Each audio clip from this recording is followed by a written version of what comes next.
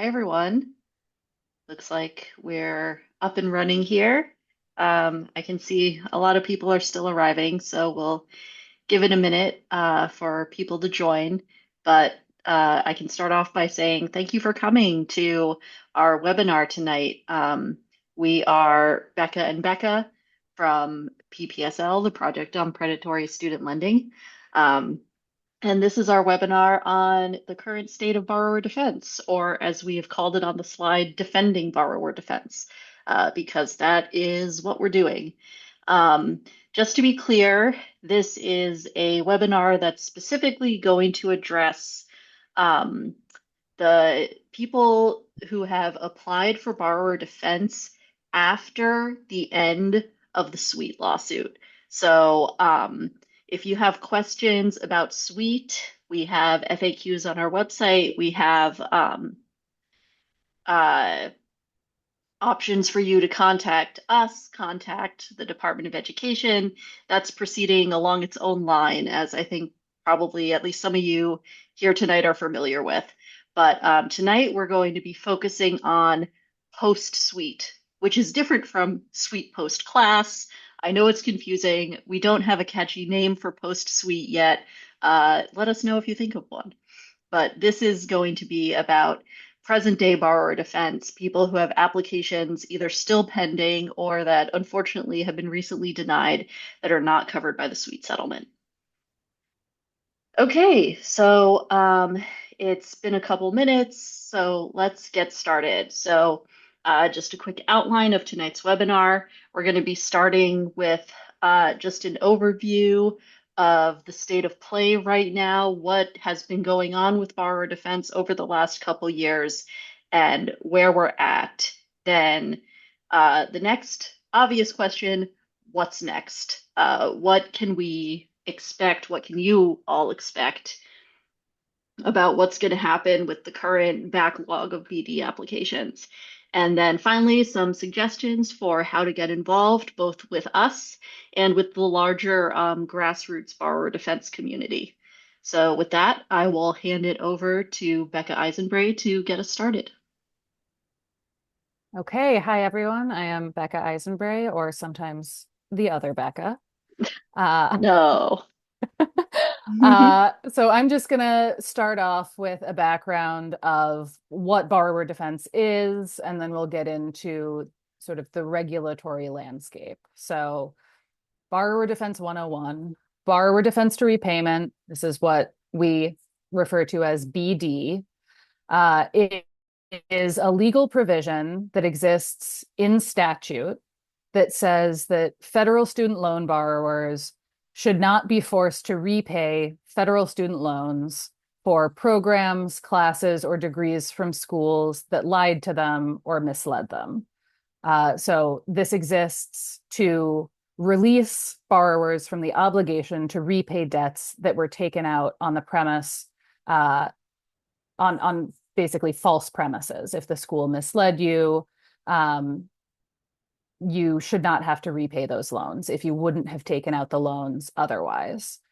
Now, we say this is in statute, and it is, but the statute is implemented through regulations, and those regulations are promulgated by the Department of Education. And as you know, there have been a bunch of different Department of Educations in the past 10 years with different priorities. So there have been different rules that govern the BD process. The Sweet lawsuit, which I assume most of you are familiar with, was filed by PPSL in 2019 on behalf of borrowers who had filed BD applications that hadn't been resolved. So in 2019, when this lawsuit was filed, there was a huge backlog of BD applications, and the Sweet case was asking the department to resolve those applications.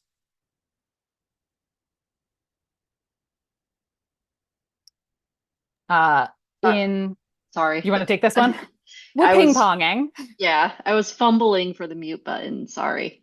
So yes, the sweet claims were resolved by the sweet settlement, which was officially approved by the court on November 16th, 2022. So all of the applications that were pending as of the day before that, all the applications pending as of the end of November 15th, 2022 are either have been resolved or are in the process of being resolved under the settlement. So then the question obviously arises, what about all the ones that were filed from November 16th, 2022 to the present? And the department, every so often, releases data about how many of those applications there are. The most recent that was posted was in January 2026. And at that point, there were over 200,000 pending applications that have been filed since the end of Suite. So, unfortunately, in some ways, we're kind of back where we started in 2019 in terms of having a huge backlog, but a lot of water under the bridge since then. So that affects what we're looking at going forward. One of those things that Yes. happened was, oh, sorry. Yes, One of ping those pong. things that one of Sorry, those guys. Can you tell we're super busy? We didn't get to rehearse this very much.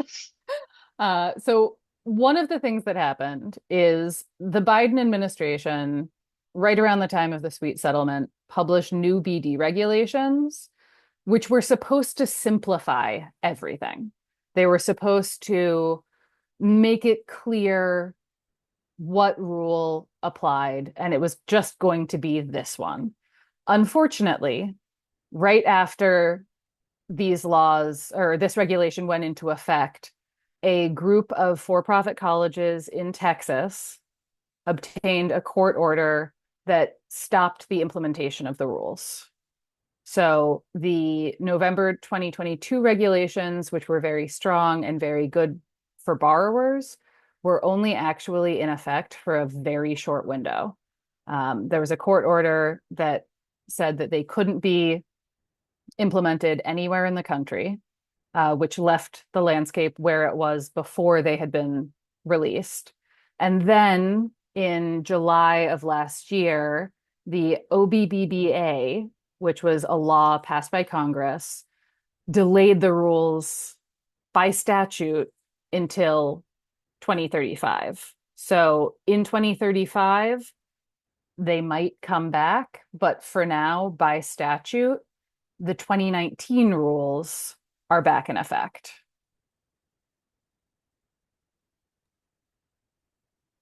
Now, until recently, it wasn't entirely clear what all this statutory and regulatory change was going to mean, because until recently, the department had been focused on adjudicating cases under the sweet settlement. To our knowledge, there hadn't been any non-sweet adjudications since November 2022. But now, in the last couple of months, unfortunately, the department has started issuing BD denials. I guess it's possible they might be issuing some approvals. We haven't heard from anyone who's been approved, but then again, we tend to hear from people who have problems. You know, they come to us looking for help. So if you, by any chance, have had your BD application approved this year in a non-sweet decision, or if you know someone who has, please let us know.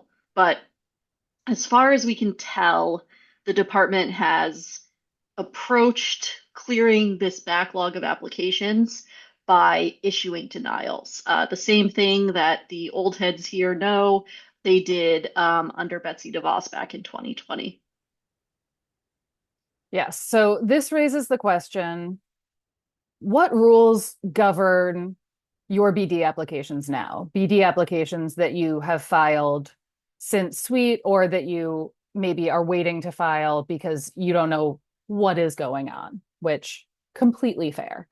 Um, Unfortunately, it depends.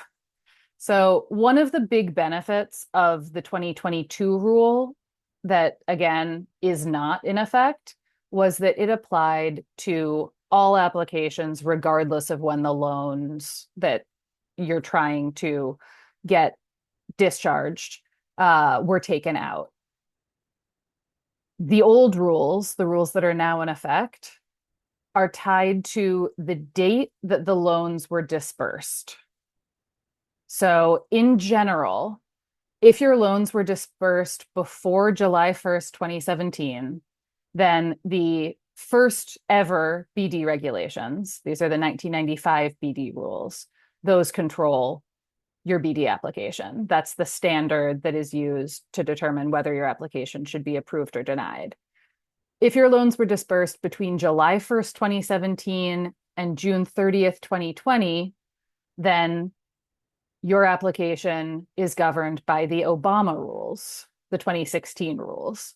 These are generally more generous, and we'll get to exactly what the distinctions are in a minute.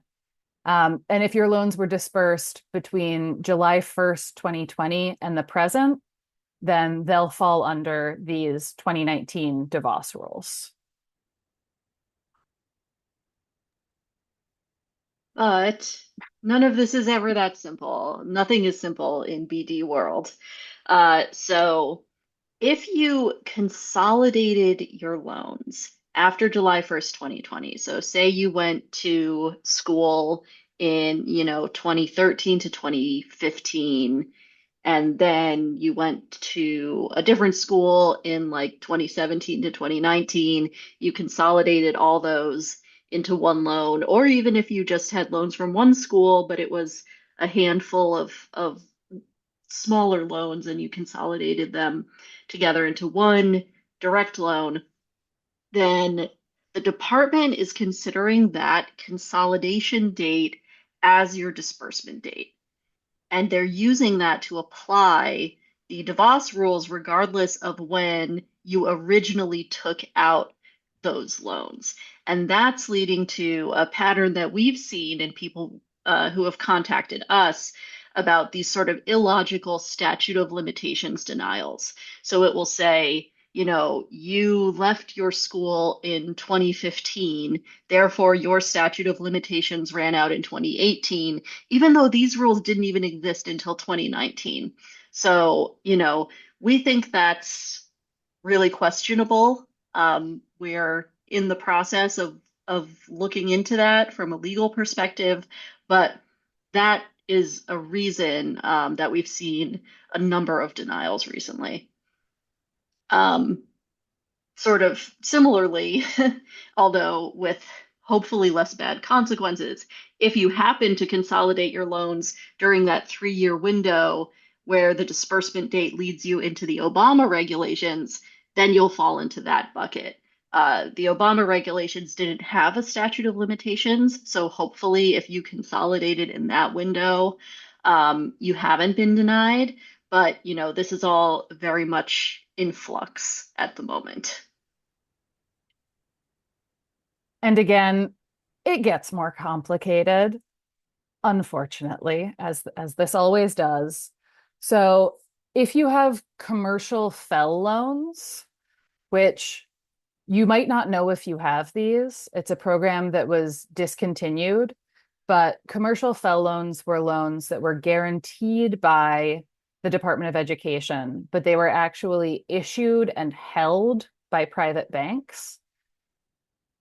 So they were known as federal loans, but they weren't actually controlled by the Department of Education. If you have this type of loan, the department is treating them as presumptively consolidated because in order to benefit from borrower defense discharge, you will eventually need to consolidate those loans into a direct consolidation loan. So if you have FFEL loans from 2010, you'd think the 1995 rules govern my application. The department is treating your loans as consolidated in 2026, and so is applying the DeVos rules to those loans. If, however, you applied for BD when your loans were in default, it's possible that the 2019 rules and the statute of limitations doesn't apply to you. because when you're in default, your loans are transferred back to the Department of Education. And if you applied for BD during this 1 month window before the injunction that I talked about earlier that stayed the application of the good Biden rules went into effect, we're not sure what's going on. It is possible that if you applied for BD in that little window, a better rule could apply to you, but we haven't seen any denials for applications in that window. If you got one or if you got an approval and you applied in that window, again, please let us know. So, why does all this matter? Why are we going through all these steps about which rules apply to you? It's because each of the rules set a different standard for what you have to show in order to get your BD application approved. So under the original rules, the 95 rules, you had to allege that your school engaged in misconduct that violated a state law. So it might be a state law against unfair and deceptive business practices, for instance. It could be a law against breach of contract, but it would have had to line up with a state law. This was obviously super complicated because there's 50 states that all have different laws. So it wasn't practical for the department to be figuring out which states' laws like which states' laws apply to you and then what those laws say. So the Obama rules changed the standard to a single federal standard that said you can get your BD approved if your school made a substantial misrepresentation or omission that you relied on to enroll or stay enrolled. So you essentially had to say, the school lied. They said 95% of people get a job after graduation. That actually was a lie. And I believed that representation and it caused me to enroll in the school, for example. The 2019 rules, the DeVos rules, made it more difficult to make out a successful borrower defense application because it added these other factors like your school had to knowingly make a representation. Well, how's a borrower going to show what the school knew or didn't know? It's throwing up obstacles in the way. It has to again show reliance and it has to show that you suffered financial harm, and you can't just say that the loans are the financial harm, which is frankly ridiculous. But and then most importantly for our purposes here today, it put in this statute of limitations that said you have to apply for BD within 3 years of leaving the school, either from when you stopped taking classes or from when you graduated. So that's why it matters which set of rules apply. It can, really substantially affect your likelihood of success. So what's next? As may have become clear, borrower defense has really become a political football when certain people control the Department of Education. Borrower defense regulations are aimed at helping borrowers and protecting borrowers. When other parties control the Department of Education, things look a little different. And it's become a bit of a signal, a lightning rod. That means that we expect things to continue to change. We expect as administrations change, as control of Congress changes, BD is going to be in the conversation, and changes to the BD landscape will happen, whether through regulation or through statute, through legislation from Congress. We Or also, through litigation. I was just going to say, we also, have a track record of bringing lawsuits about BD, and we are not counting that out. So it is always possible that future litigation will change this landscape as well. So we are definitely committed to making all of this clear and fair, and we really hope that you will join us. So, part of how you can join us and support our efforts to, protect this right and make it a meaningful right for everyone is by letting us know what's going on with your BD application. If you have received a post suite, not post class, a post suite, a non suite BD denial this year in 2026, we've created a form online for you to fill out where you can put in, information about your application, what school you went to, and upload your denial letter. And collecting that information is super helpful for us because it allows us to see patterns in what's happening and also potentially to reach out to people um, if there are issues we're trying to further explore. We can't guarantee that we will be able to respond to every submission to this form. We're a small team. We're doing what we can, but please know that if you fill out the form and send us your denial notice, even if you don't hear back from us, it is helping. Uh, Um, and a structural note, we do know that you cannot click links in a PowerPoint that is happening through Zoom. We are putting the links in the chat, and we will also be sharing the slides to all participants and registrants after the fact. So you can write this down, but rest assured you will be getting a clickable link to this. And there's one in the chat for you now. yes, thank you. So, what does this mean for you?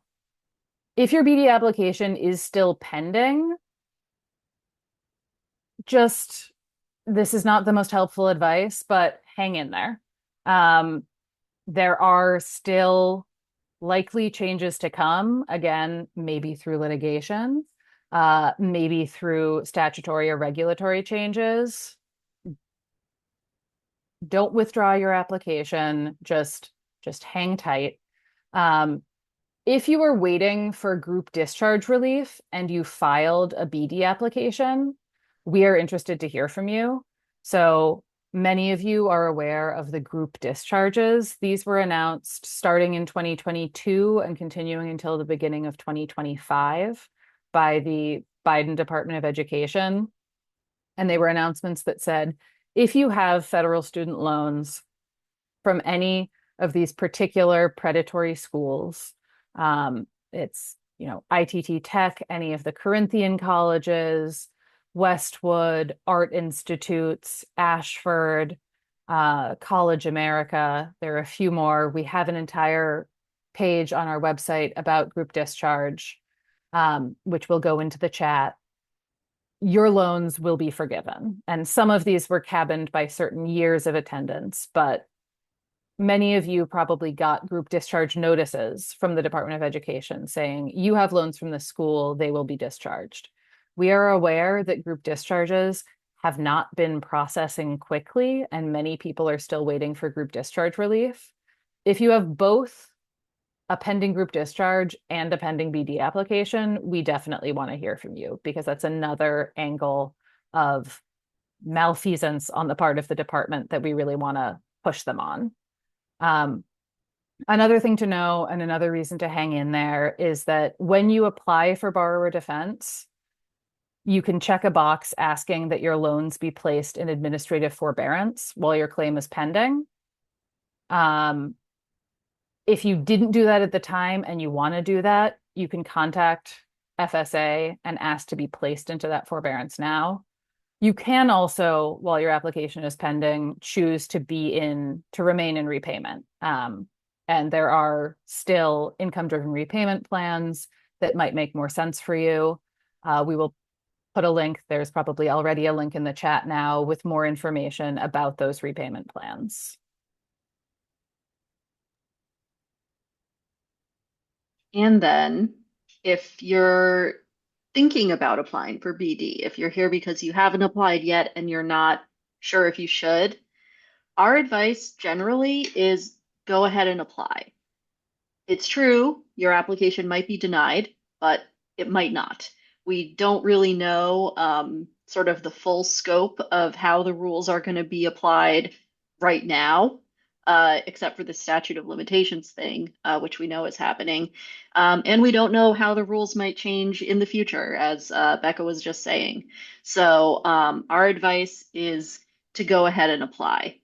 But caveat, do not ever pay someone to apply on your behalf. If someone says they will prepare your BD application and file it for you, they're almost certainly a scammer. So on our website, we have some links to some resources that say, advice about preparing and applying your BD application. And later in our presentation here, we're also going to share some links to some borrower defense community resources that have been really helpful for a lot of borrowers who are going through this process. And also, just to be clear, even if you're sure that you will run into the statute of limitations problem by applying, we would still encourage you to apply.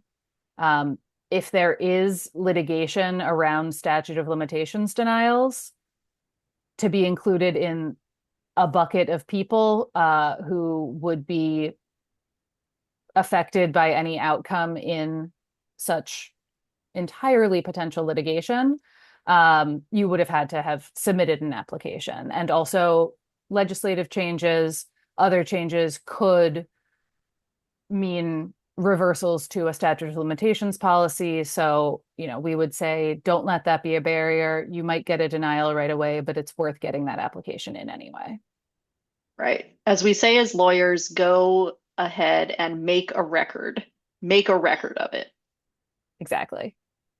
So now we collected some questions. Thank you guys so much for sharing questions ahead of time. We're just going to go through some of the most common ones here. Um, we've already hit on this, but if you received a denial, why were you denied? Like we said, right now, really the only reason that we've seen in these post-suite denials is the statute of limitations issue, and primarily it's for consolidation loans. So we're seeing you consolidated your loans after July 1st, 2020, and they're applying the statute of limitations and just denying you on that basis. If you received a denial that states a different reason, whether it's related to the actual substance of your application or some other procedural hurdle, we really want to hear from you. So again, please get in touch with us. Please let us know what happened. Send us a copy of that denial. We are very interested in hearing about that. So this is continuing on the same theme. I got a denial, but I didn't take out any new loans after July 1st, 2020. What's going on? So one reason might be the consolidation. As we've explained, you don't have to have taken out a new loan from the BD school since July 1st, 2020. You just have to have consolidated since then. And unfortunately, the application of this DeVos statute of limitations is running sort of headlong into the fact that for a number of years, especially during the COVID payment pause, we know the Department of Education was encouraging people to consolidate. They were saying, consolidate to get IDR credit, consolidate to get PSLF credit. And so people who thought they were doing the right thing to get credit toward loan discharge are now being caught in this catch 22. It's incredibly unfair, but that might be the case. Another reason, as we discussed earlier, you might have these commercially held FEL loans, which the department is treating as if they were recently consolidated. If you're not sure whether you have direct or FEL loans, we'll share a link with instructions on how to download what's called your National Student Loan Data Systems profile. This is a .txt file. It can be a little confusing to read, but you can get it from your FSA account, and it will show what kinds of loans you have and when they were dispersed. And Another possibility, oh, sorry. it is difficult to read. We all struggle with it, but you can control F for FFEL, and that Good can advice. that can narrow it down for you. So another possibility, which we never rule out around here, is that the department just got it wrong. Um, the loan data is not good. It's not well maintained. Loans get passed from servicer to servicer, and information gets lost or corrupted along the way. So if you only have direct loans from your BD school, none of them were dispersed after July 1st, 2020. You didn't consolidate since then, and you still got a statute of limitations denial. Once again, please get in touch with us. We need to know what's going on here. So, next obvious question, if you got a denial, what can you do? So, unfortunately, if you got a denial under the 2020 rules, there is no reconsideration option. This was something that existed under the 2016 rules. It's not something that exists under the DeVos rules. So there's no opportunity to ask the department to reconsider your application, to submit additional evidence.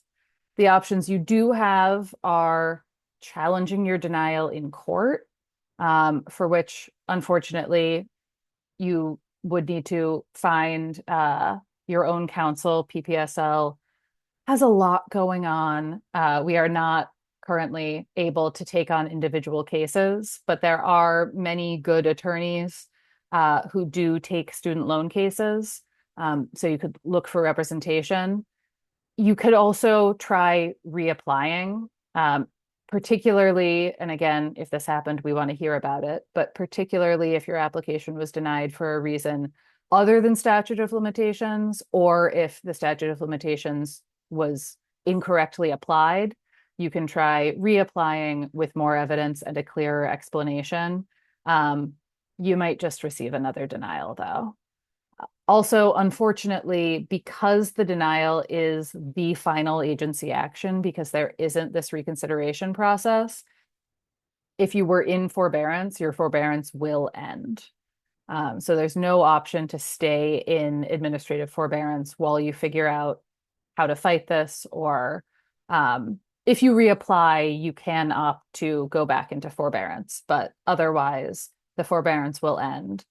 So again, this is the same link that we shared earlier, but we suggest consulting the NCLC Student Loan Borrower Assistance website for more information about available repayment plan options. So, we realize that there are actually quite a few people who straddle the sweet and non-sweet time period. So, what if I had one BD application approved under sweet and then later did another application post-sweet for a different school? And the, sort of short, simple answer is that the post-sweet application is going to be decided under the applicable rules in the way we discussed, regardless of what happened with the sweet application. But the sort of more nuanced answer is that the sweet settlement procedures for relief involve the discharge of so-called mixed consolidation loans. So if you had loans from your sweet school that were consolidated together with loans from non-sweet schools, then that entire direct consolidation is going to be discharged if you got a sweet approval. So it's possible that you could sort of moot your second application if the loans from that application were mixed with sweet loans. But I think that is probably the minority of people's situations. If you're confused about this, feel free to fill out our intake form, and we'll take a look at that. But generally, if you have a sweet and a non-sweet, they're two ships passing in the night. One is not going to affect the other. So another question, if you haven't applied yet, should you avoid consolidation? We've been talking a lot about the effect that consolidation has on statute of limitations. So, yes, if you consolidate now, it's likely that the department will apply the DeVos rules, including that statute of limitations, to your application. And if you left school more than 3 years ago, your application might be denied. Also, consolidation can limit the number of repayment plans available to you because of other changes that were made in that same OBBBA. But there can be big benefits to consolidation depending on the individual. So, really, this is a personal decision, an individualized decision. We can't give you specific advice on that, but again, the NCLC guide gives some explanation of this. And if you have a legal aid office in your state, there are often student loan lawyers at legal aid offices who might be able to give you more nuanced, individualized advice on this. A question we got a few times in our submissions is, can will I get approved on my post-suite application if I went to an Exhibit C school? Or why did I get a denial if I went to an Exhibit C school? And the answer to that is that the Exhibit C list was designed for the specific legal purpose of use in the suite settlement. The department does not, and in fact, stated in the suite litigation that they would not use the Exhibit C list to determine any other applications outside of the settlement.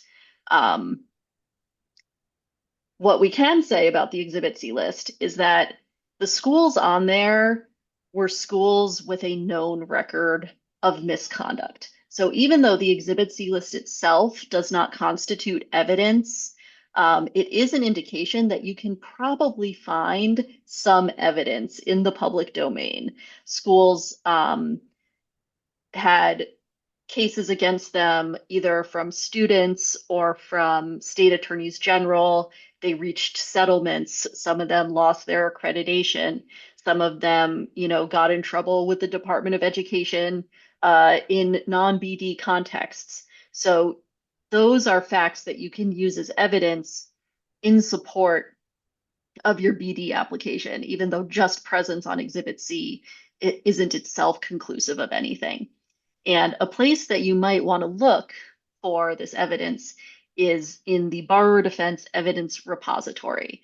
Now, this is not a PPSL resource. I just want to be clear. We have not contributed to creating it, maintaining it. We haven't, reviewed the information that's on it. But this is a really useful website. It's maintained by one of our named plaintiffs from the Sweet Settlement, who's been an awesome organizer and resource in the borrower defense community. And it is crowdsourced. So people who have applied for BD have contributed evidence that they have found to this repository. And so you can see the kinds of things that other people have put in with their applications, and you can use that evidence as well. If you have a BD application that's currently pending, you can still add evidence to it. There should be a way to do that through your FSA profile if you go into your pending application. So if you got the denial, then your application will be closed. You can't put in new evidence, but if your application is still open, you can put in new evidence. So if you think there might be more about your school that you didn't put in to begin with, check the repository and then see if there's anything that relates to your experience, and you can put that into your application. So next, and I touched on this a little earlier, but if you're eligible for group discharge, can the department deny your application? So the answer should be it doesn't matter. If you're due to receive group discharge relief, it should not matter what happens to your individual application. You should get relief for your loans from that school no matter what. That being said, we don't really know what the department's up with. Um, we think that no application for a group discharge school should be denied. If you get a denial, please let us know.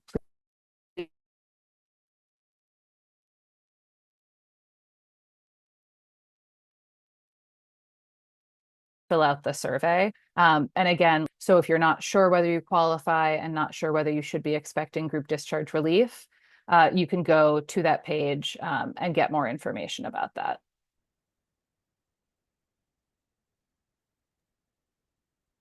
Another common question is, does BD affect my private loans? So many people will have both federal and private loans relating to their BD school.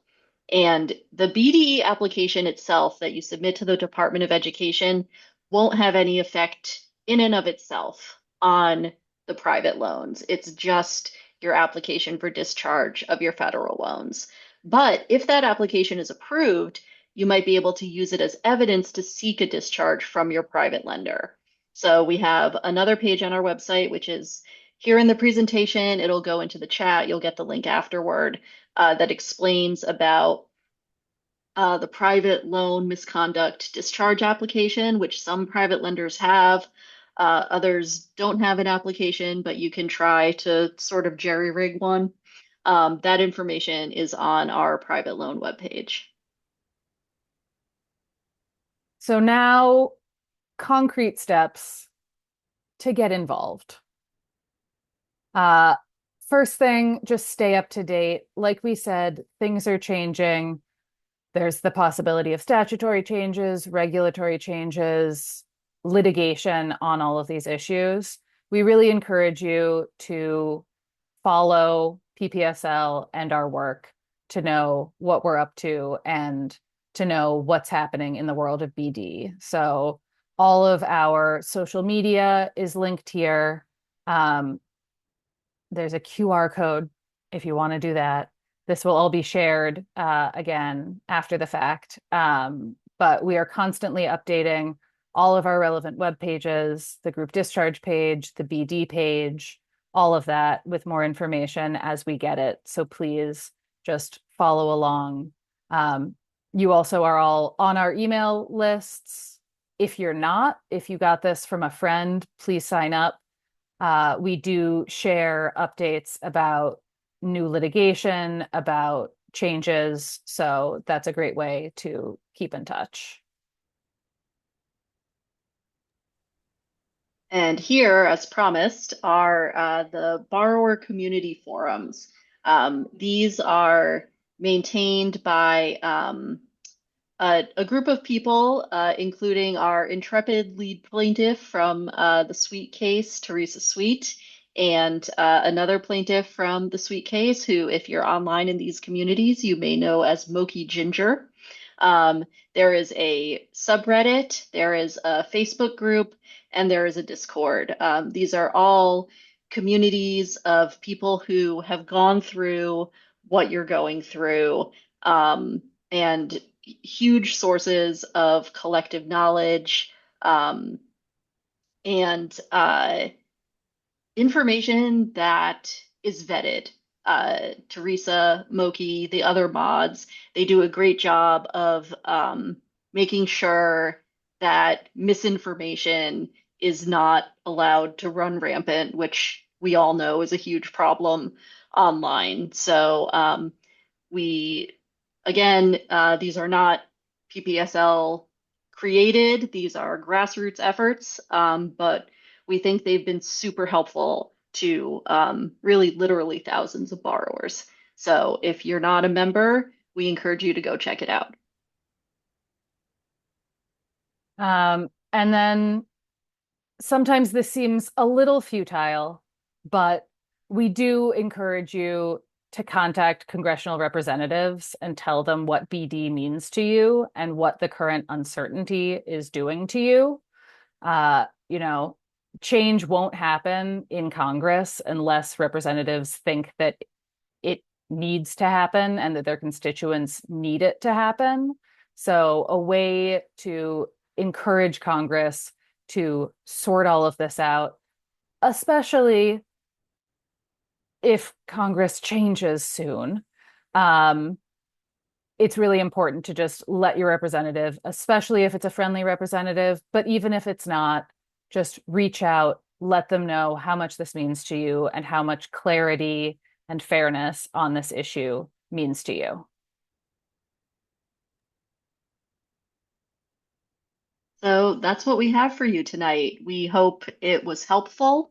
Um, we hope that you will follow up by, contacting us in one of these links we provided, either if you got a denial or if your application is pending or you haven't filed one yet and you have a particular issue. And we hope you join the borrower defense community.